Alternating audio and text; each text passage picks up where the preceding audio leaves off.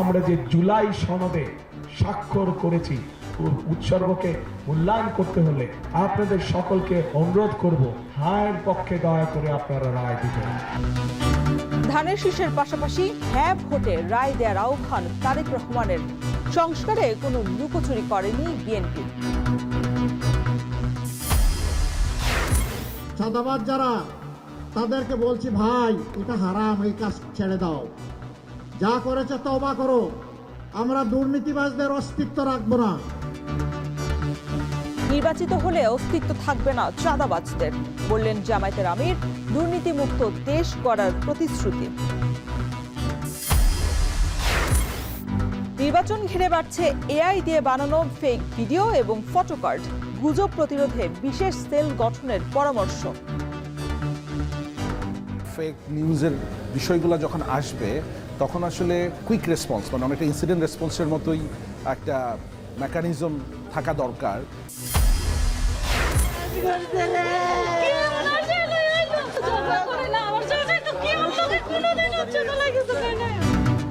এবং নারায়ণগঞ্জে বিএনপির কর্মসূচিতে নাম আগে পরে দেয়া নিয়ে সংঘর্ষ। যুবদল কর্মীর আঘাতে স্বেচ্ছাসেবক দলের নেতা নিহত।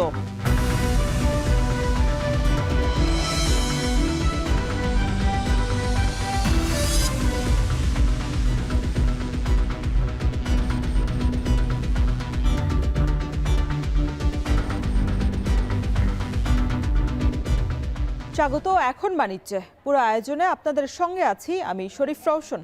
নির্বাচনী প্রচারণায় নেমে দলীয়ভাবে গণভোটে হ্যাঁ ভোটের পক্ষে রায় দেওয়ার আহ্বান জানিয়েছেন বিএনপির চেয়ারম্যান তারেক রহমান।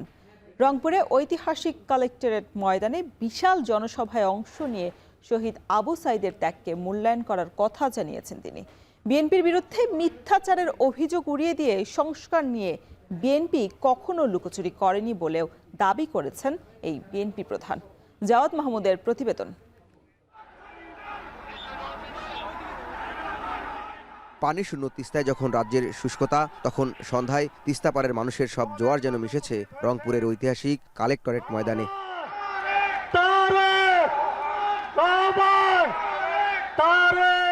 উত্তরের জনপদের দিনভর অপেক্ষা ছিল তারেক রহমানের জন্য।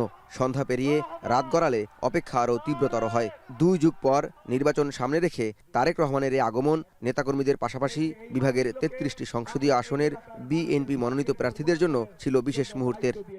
ইনশাআল্লাহ তাদেরকে আপনারা ধানের শীষ মার্কায় জয়যুক্ত করবেন। এ সময় বিএনপি মহাসচিব বলেন, স্বাধীনতা বিরোধী একটি দল নির্বাচন বানচাল ও দেশকে ব্যর্থ করার চক্রান্ত করছে। একটি দল যারা 1971 সালে আমাদের স্বাধীনতাকে বিরোধিতা করেছিল, হত্যা করেছিল মানুষদেরকে, সেই দলটি আজকে আবার চক্রান্ত করছে বাংলাদেশের এই নির্বাচনকে বানচাল করে বাংলাদেশকে একটা ব্যর্থ রাষ্ট্রে পরিণত করতে। আর জনসভার মঞ্চে দাঁড়িয়ে বিএনপি চেয়ারম্যান প্রথমেই স্মরণ করেন জুলাই বিপ্লবের মহানায়ক তিস্তাপাড়ের সন্তান শহীদ আবু সাইদকে। আবু সাইদের মাটিতে দাঁড়িয়েই দলীয়ভাবে প্রথমবারের মতো জুলাই সনদ বাস্তবায়নে হ্যাঁ ভোট চাইলেন তারেক রহমান। আমরা যে জুলাই সনদে স্বাক্ষর করেছি সেই জুলাই সনদকে আমাদের সম্মান করতে হবে এবং সেজন্যই আপনাদের সকলকে অনুরোধ করব যে ধানের শীষে যেমন সিলটা দিবেন 12 তারিখে, একই সাথে আপনাকে যে দ্বিতীয় ব্যালট পেপারটি দিবে হ্যাঁ এবং না, সেখানে হায়ের পক্ষে দয়া করে আপনারা রায় দিবেন। এদিন নানা সমালোচনারও জবাব দিলেন তারেক রহমান। সংস্কার নিয়ে বিএনপি লুকোচুরি করেনি উল্লেখ করে একটি দল বিএনপির নামে মিথ্যা প্রচার করছে বলেও মন্তব্য করেন তিনি। প্রতিশ্রুতি দেন তিস্তা মহাপরিকল্পনা বাস্তবায়নের। 12 তারিখে নির্বাচনের পরে 13 তারিখে বিএনপি ইনশাল্লাহ সরকার গঠন করলে এই এলাকার মানুষের জন্য যে তিস্তা ব্যারেজের স্বপ্ন, সেটি পূরণের কাজে যথাসম্ভব দ্রুত হাত দিব ইনশাআল্লাহ। 22 বছর পর তারেক রহমানের রংপুরে আগমনে ফেব্রুয়ারির ভোটের মাঠে কতটা প্রভাব ফেলবে সেটি হয়তো ফলাফলের সময় জানা যাবে। কিন্তু রংপুর অঞ্চলের বিএনপি নেতাকর্মীরা দাবি করছেন যে 33টি আসন বিএনপি তাদের কবজায় নিবে। কিন্তু এখন দেখার বিষয় সেটি কতটা সম্ভব হয়। এবং জুলাই বিপ্লবকে আসন্ন নির্বাচনের ভোট বাক্সে প্রভাব বিস্তারের প্রধান অনুঘটক হিসেবে বিবেচনা করা হচ্ছে বলেই জুলাইয়ের আকাঙ্ক্ষা ধারণের বার্তা দিতেই সভামঞ্চে আসার আগে পীরগঞ্জের জাফরপাড়ায় বর্ষা বিপ্লবের নায়ক শহীদ আবু সাইদের কবর জিয়ারতে যান তারেক রহমান। পরে আবু সাইদের বাবাসহ স্থানীয়দের সঙ্গে কথাও বলেন তিনি। এর আগে নিজ জেলা বগুড়ায় হোটেল নাচ গার্ডেনে বিশেষ চাহিদা সম্পন্ন শিশু কিশোরদের এক আয়োজনে যোগ দেন তিনি। বাদ জুমা মহাস্থানগড়ের শাহ সুলতান রহমতুল্লাহ আলাইয়ের মাজার জিয়ারত শেষে জেলার মোকামতলায় পথসভায় যোগ দিয়ে ধানের শীষে ভোট চান তারেক রহমান। বগুড়ার জনগণের কাছে আমাদের দাবি, বগুড়ার জনগণ আগামী 12 তারিখে প্রমাণ করে দেখাবে যে বগুড়ার মাটি শুধু বিএনপির ঘাঁটি না, বগুড়ার মাটি হচ্ছে বিএনপির শক্ত ঘাঁটি। পথে গাইবান্ধার পলাশবাড়িতে রাস্তার দুধারে দাঁড়িয়ে থাকা জনতার অভ্যর্থনা গ্রহণ করেন তারেক রহমান। জাওদ মাহমুদ, এখন, রংপুর। নির্বাচিত হতে পারলে চাঁদাবাজদের নির্মূল করা হবে, ফের এমন হুঁশিয়ারি দিয়েছেন জামায়াতের আমির ডক্টর শফিকুর রহমান। শুক্রবার সন্ধ্যায় কুমিল্লায় নির্বাচনী জনসভায় দুর্নীতিমুক্ত এবং ইনসাফের দেশ গড়ার প্রতিশ্রুতি দেন তিনি। কুমিল্লাবাসীকে বিভাগ উপহার এবং কুমিল্লা ইপিজেডকে সক্রিয় করা সহ যৌক্তিক সব দাবি পূরণেরও আশ্বাস দিয়েছেন জামায়াতের আমির। আর ফেনীবাসীকে বন্যা সমস্যা সমাধানের প্রতিশ্রুতি দিয়েছেন ডক্টর শফিকুর রহমান। বিস্তারিত দেখুন প্রতিবেদনে।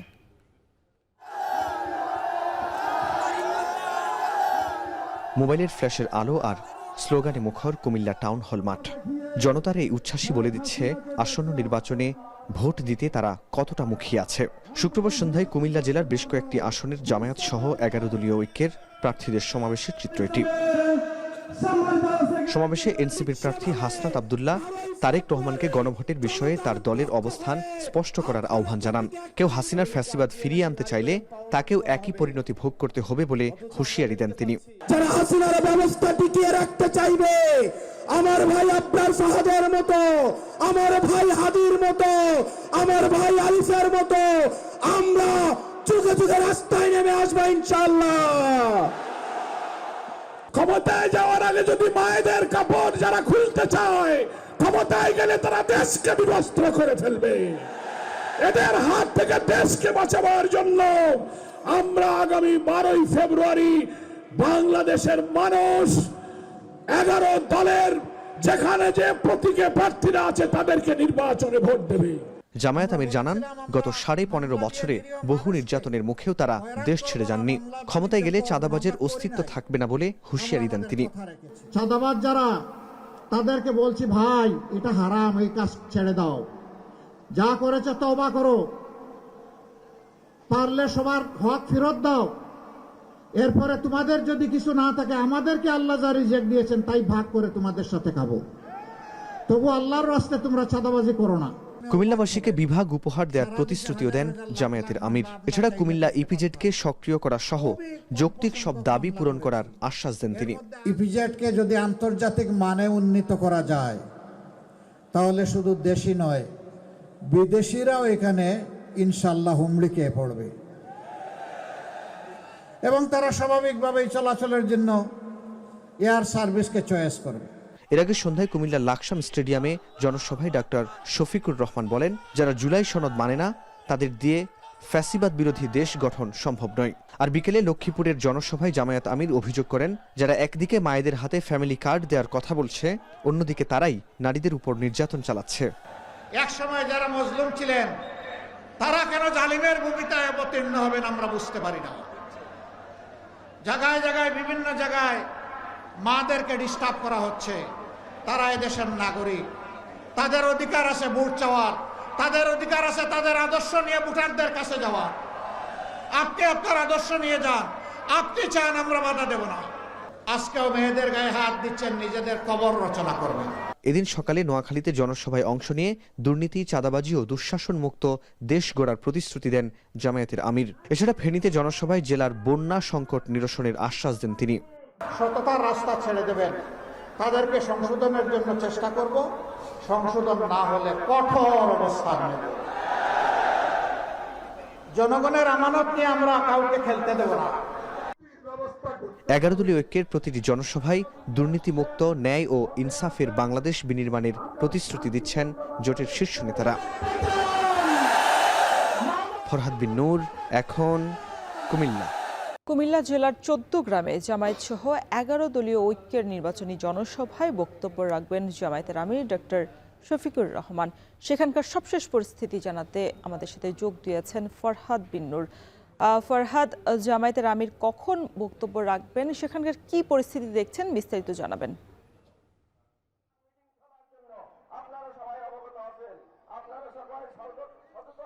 রোশন, আপনাকে ধন্যবাদ। আমরা কুমিল্লার যে 14 গ্রাম পাইলট হাই স্কুল মাঠ রয়েছে, এই মুহূর্তে সেখানে রয়েছে।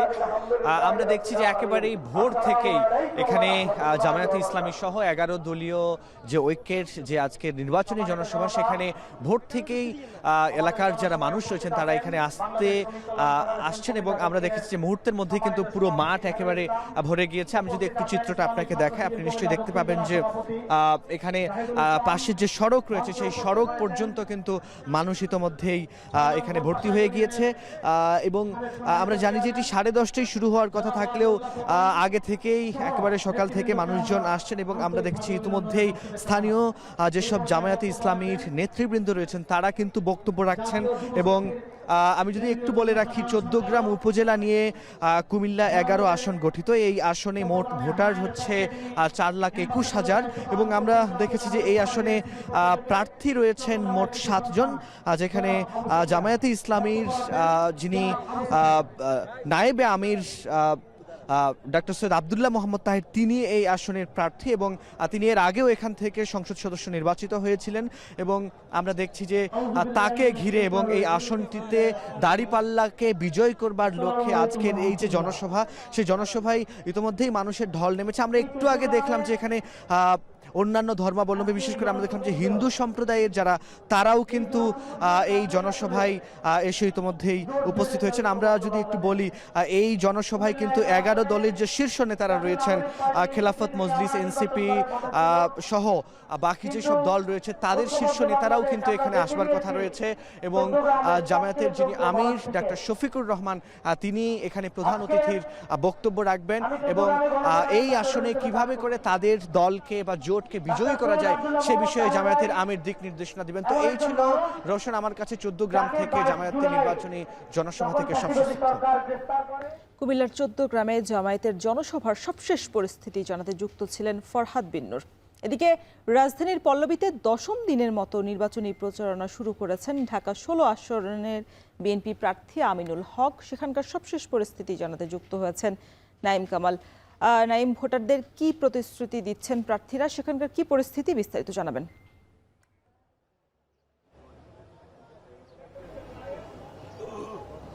যে রোশন, আমি এখানে এসেছি সকাল 9:30টার দিকে।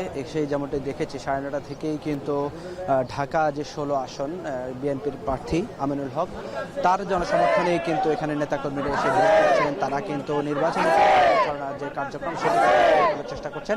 তবে এটি কিন্তু সকাল 10টা থেকে শুরু হওয়ার কথা থাকলেও এখন পর্যন্ত শুরু হয়নি। তারা কিন্তু এখানে এসে জড়ো হয়েছেন, স্লোগান দিচ্ছেন, দানের শীষের পক্ষে কিন্তু জনমত তৈরি করার যে পূর্ব প্রস্তুতি সেটি কিন্তু এখান থেকে শুরু করছেন।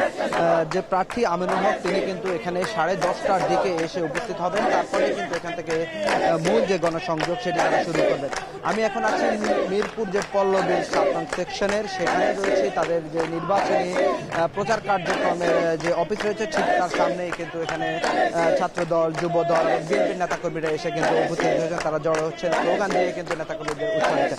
এখানে আমিনুল হক কিন্তু 10ম দিনের মতোই কিন্তু তাদের প্রচারণা কার্যক্রম শুরু করবেন ঠিক 10:30টার দিকে। তবে তিনি এর আগে যে প্রতিশ্রুতিগুলো দিয়েছেন, এখানে কিন্তু আবাসন সংকট রয়েছে, সড়কের জলাবদ্ধতা সৃষ্টি হয়, সেই বিষয়গুলো স্থায়ীভাবে সমাধান করবেন বলে কিন্তু প্রতিশ্রুতি দিয়েছেন। বলছেন এখানে যারা বস্তিবাসী কিন্তু উদ্বাস্ত আছেন, তাদেরকে কিন্তু স্থায়ীভাবে তারা এখানে বসবাস করতে পারেন, তাদের জন্য কিন্তু আবাসনের ব্যবস্থা করে দিবেন এবং যেই জলাবদ্ধতা সংকট সেটি কিন্তু নিরসনের চেষ্টা করবেন। এবং ভোটের দিনে যারা প্রবীণ রয়েছেন, ভোট দিতে যাবেন, তাদের জন্য কিন্তু রিক্সা কিংবা গাড়ির মাধ্যমে কিন্তু কেন্দ্রে নিয়ে যাওয়ার প্রতিশ্রুতি তিনি দিয়েছেন। তো এখন পর্যন্ত এখন উৎসব মুখর পরিবেশে কিন্তু প্রচারণা চলছে এবং সেটি 10:30টার দিকে নাগাদ আনুষ্ঠানিকভাবে শুরু হবে। এই ছিল আমার কাছে মিরপুর পল্লবী থেকে সর্বশেষ পরিস্থিতি। নির্বাচনী প্রচারণার খবর জানাতে রাজধানীর পল্লবী থেকে যুক্ত ছিলেন সহকর্মী নাইম কামাল। এদিকে কলা বাগানে জনসংযোগ চালাচ্ছেন জামায়াতের ইসলামীর প্রার্থী অ্যাডভোকেট জসিম উদ্দিন। সেখানকার সবশেষ পরিস্থিতি জানাতে যুক্ত হচ্ছেন মেহরাব সুমন। সুমন, ছুটির দিনে কেমন চলছে নির্বাচনী প্রচারণা আর ভোটারদের কি প্রতিশ্রুতি দিচ্ছেন প্রার্থীরা?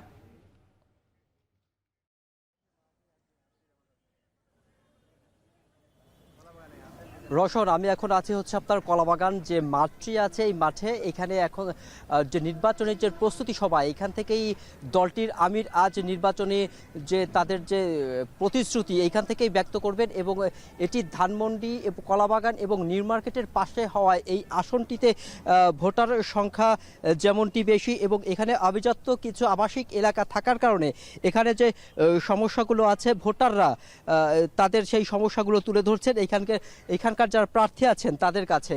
তারাও দাঁড়ে দাঁড়ে গিয়ে তাদের কথা শুনছেন, তাদের সমস্যাগুলো জানার চেষ্টা করছেন এবং তারা সেভাবেই তাদের প্রতিশ্রুতি ব্যক্ত করছেন।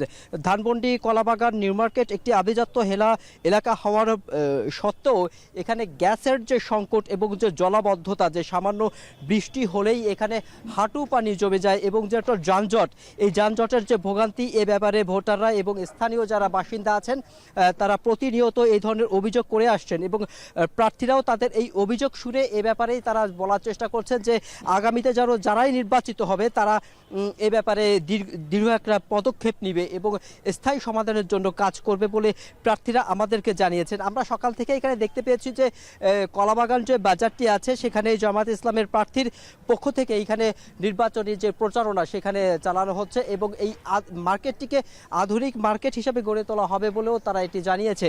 এবং জানেন যে আপনার এই কলাবাগানের যে রাস্তাটি, এখানে ধানমন্ডি এবং কলাবাগানের যে রাস্তাটি, এখানে তীব্র যানজটের সৃষ্টি হয় এবং এখানে একটি মেট্রো রেলের ব্যবস্থা করা হতে পারে বলেও এই প্রার্থীরা বিভিন্ন সময় প্রচারণার অংশ হিসেবে জানিয়েছে। আমি একটু জানিয়ে রাখি যে এখানে আজকে জামাত ইসলামের যে আমির সে এই সমাবেশ অঞ্চলে আসবেন এবং এখান থেকেই তিনি তার দিক নির্দেশনা দিবেন বলে আমাদের এখানকার যারা আছেন তারা কর্তব্যরত জানিয়েছেন। এই ছিল আমার কাছে কলাবাগান থেকে সবশেষ তথ্য। রওশন, কলাবাগান থেকে নির্বাচনী প্রচারণার সবশেষ খবর জানাচ্ছিলেন সহকর্মী মেহরাব সুমন।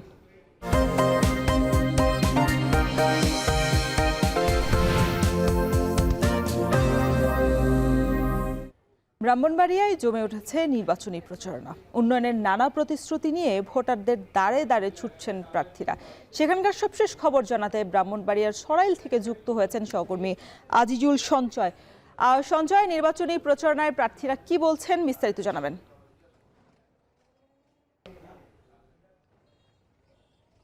রোশন, ব্রাহ্মণবাড়িয়ার 6টি সংসদীয় আসনে প্রায় 26 লক্ষের মতো ভোটার আছে এবং আমরা আজকে আছি ব্রাহ্মণবাড়িয়ার 2 আসনের সরাইল উপজেলায়।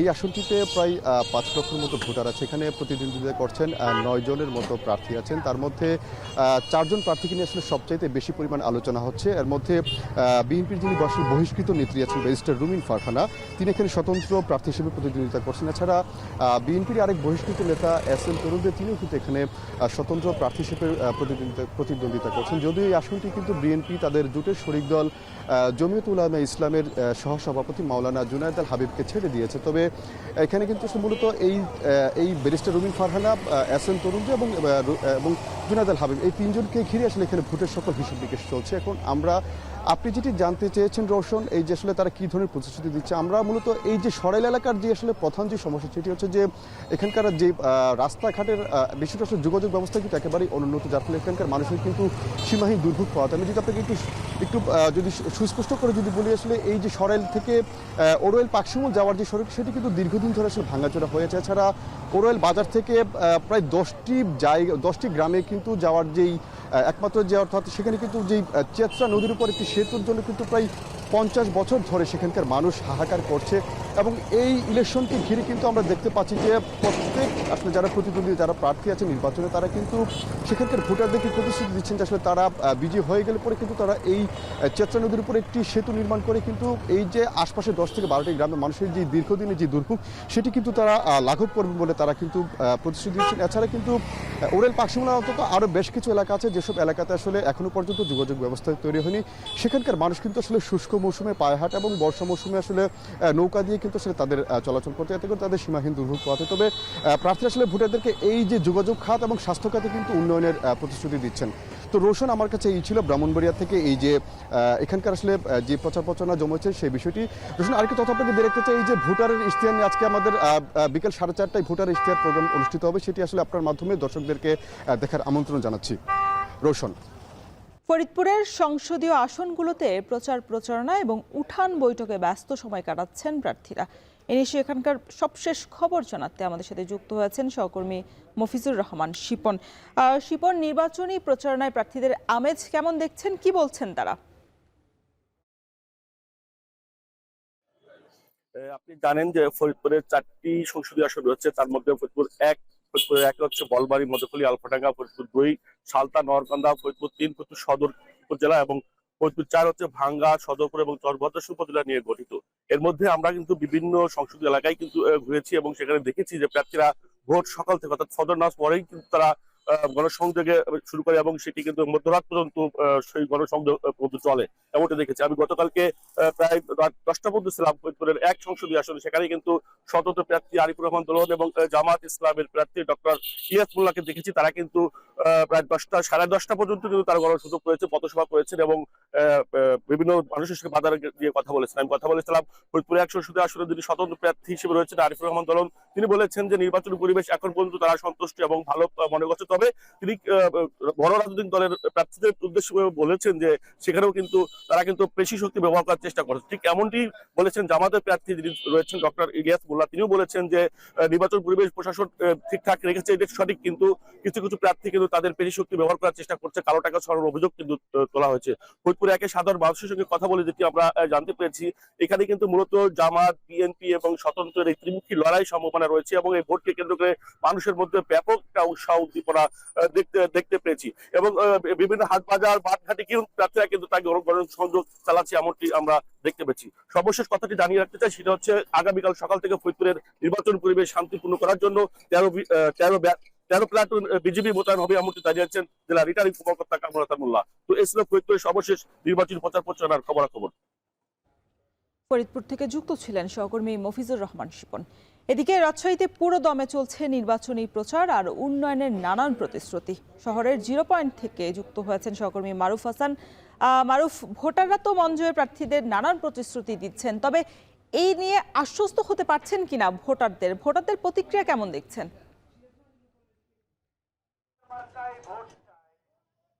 ত্রয়োদশ জাতীয় সংসদ নির্বাচনের দিনক্ষণ যত এগিয়ে আসছে ততই কিন্তু এখানে আমরা দেখতে পাচ্ছি যারা প্রার্থী আছেন তাদের মধ্যে এক ধরনের ব্যস্ততা কিন্তু বৃদ্ধি পাচ্ছে। যত সময় আসছে তত কিন্তু তারা তাদের ব্যস্ত সময় পার করছেন। সকাল থেকে আমরা দেখতে পাচ্ছি যে নগরীর বিভিন্ন জায়গায়, অর্থাৎ রাজশাহী যে 6টি আসন আছে, 6টি আসনে কিন্তু এখানে দলীয় বিভিন্ন জামাত, বিএনপি সহ যারা স্বতন্ত্র প্রার্থী আছে সকলে কিন্তু একযোগে বিভিন্ন জায়গায় কিন্তু তাদের যে প্রচার প্রচারণা সেটি চালাচ্ছেন। এখন আমি যে জায়গাটিতে আছি এটি নগরীর 0 পয়েন্ট এলাকা, এটি 12 নম্বর ওয়ার্ডের আওতাভুক্ত রাজশাহী 2 আসনের একটি জায়গা। সেখানে কিন্তু এখানে একজন স্বতন্ত্র প্রার্থী যিনি মোটরসাইকেল প্রতীক নিয়ে তিনি কিন্তু প্রচার প্রচারণা চালাচ্ছেন এবং যিনি সালেহ আহমেদ প্রিন্স নামে ইনি একমাত্র স্বতন্ত্র প্রার্থী এই 2 আসনে।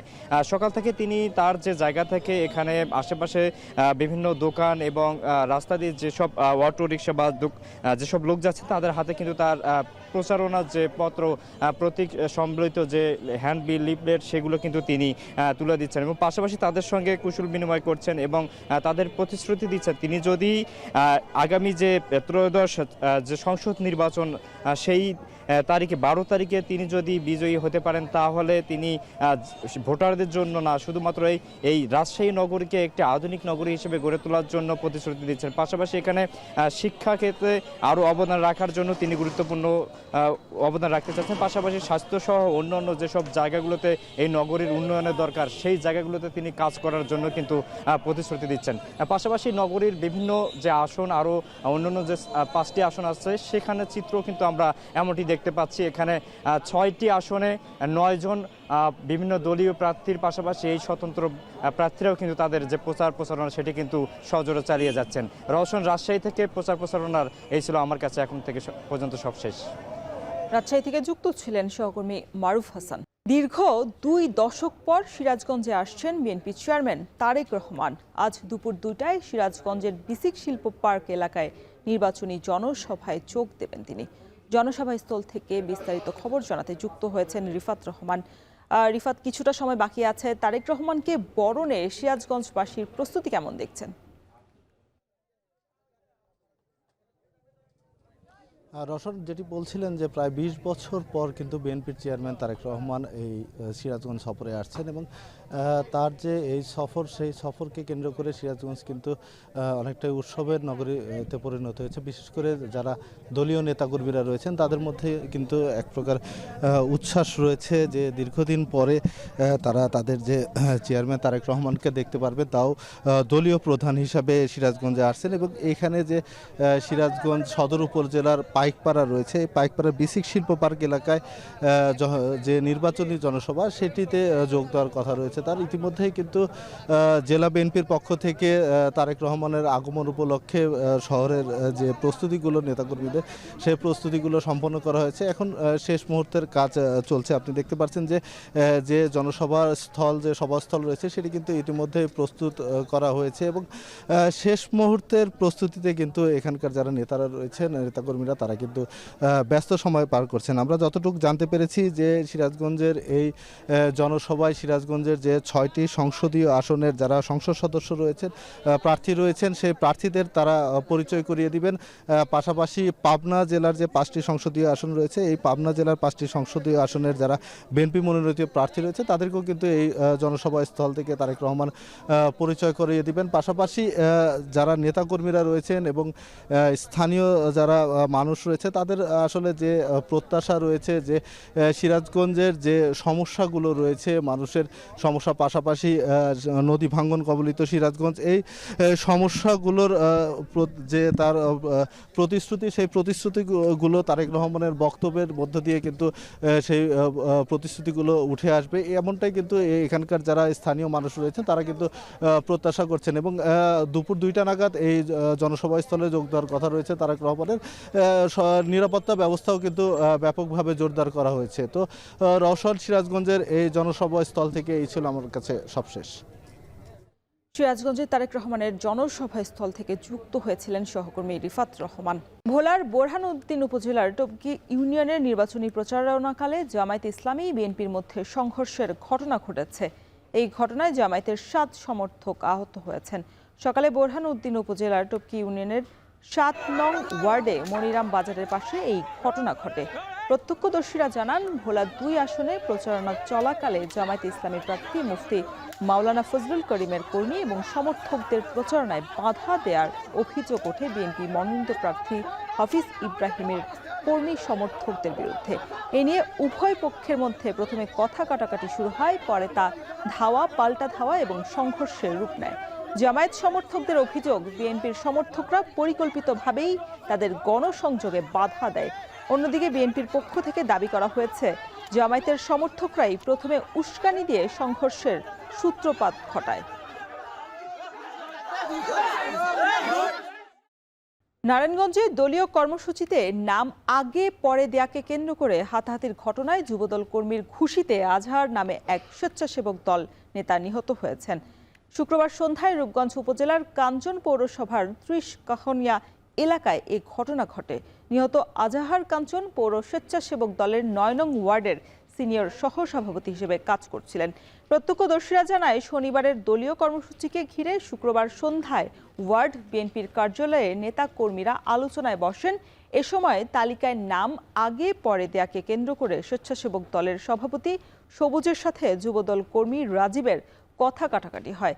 এক পর্যায়ে রাজীবের সহযোগী হাসান সহ কয়েকজন উত্তেজিত হয়ে সবুজ সহ সিনিয়র সহসভাপতি আজাহার, যুবদলের সভাপতি রিপনকে মারধর করে। এ সময় ঘটনাস্থলেই মাটিতে লুটিয়ে পড়েন তিনি। আশঙ্কাজনক অবস্থায় হাসপাতালে নিলে চিকিৎসক তাকে মৃত ঘোষণা করেন। পুলিশ জানায়, মৃত্যুর সংবাদ পেয়ে ঘটনাস্থলে পুলিশ পাঠানো হয়। এই ঘটনায় আইনগতভাবে ব্যবস্থা প্রক্রিয়াধীন।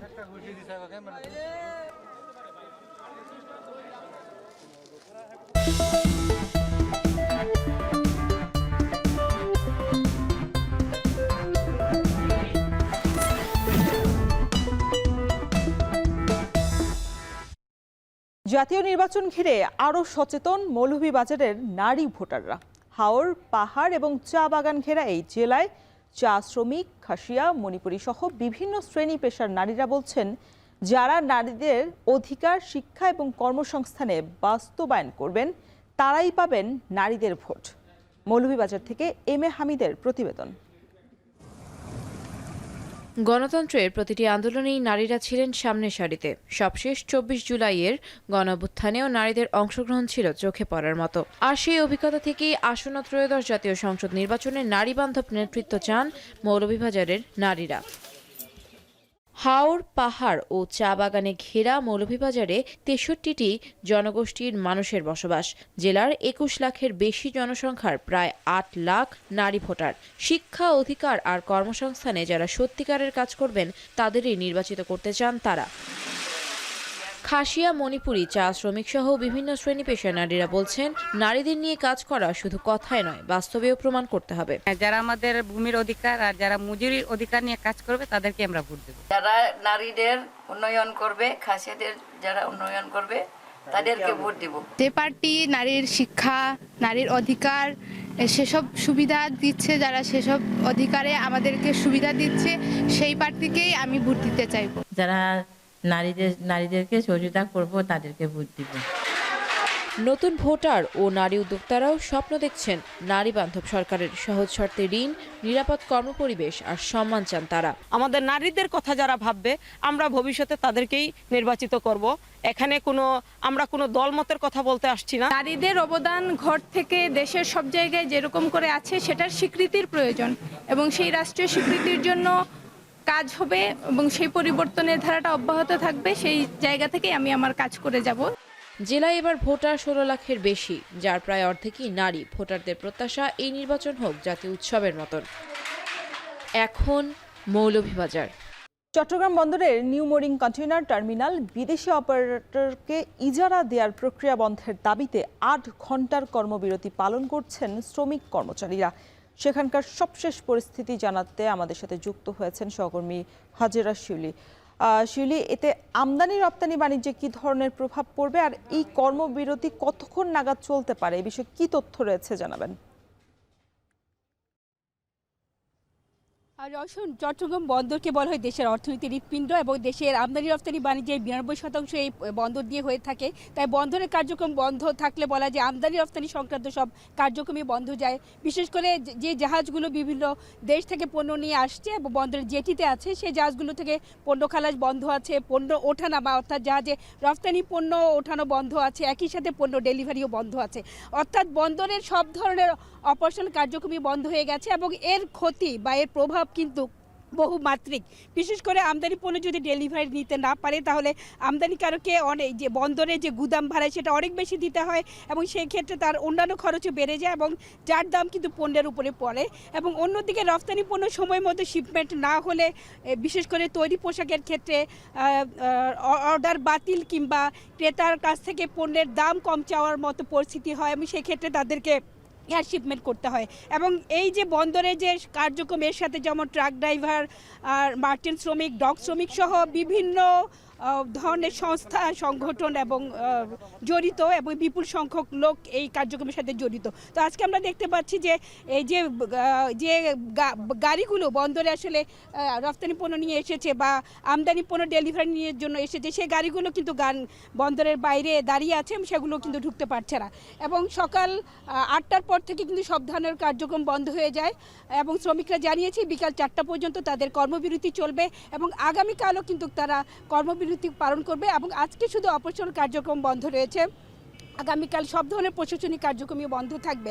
এবং তারা বলছে আসলে তারা নিয়মতান্ত্রিক আন্দোলন করছে, তারা কোনো ধরনের সরকারের বিরুদ্ধে কোনো তারা পদক্ষেপ নিচ্ছে না। কিন্তু বন্দর কর্তৃপক্ষ বলছে শ্রমিকরা যে কাজ বন্ধ রেখেছে বা বিভিন্ন ধরনের মিছিল মিটিং করে এখানে অস্থিরতার পরিবেশ তৈরি করার চেষ্টা করছে, এই জন্য তারা বন্দরে যে কর্মচারী প্রবিধান বা আইন আছে, সেই আইন অনুযায়ী তাদের বিরুদ্ধে শাস্তিমূলক ব্যবস্থা নেওয়া হবে।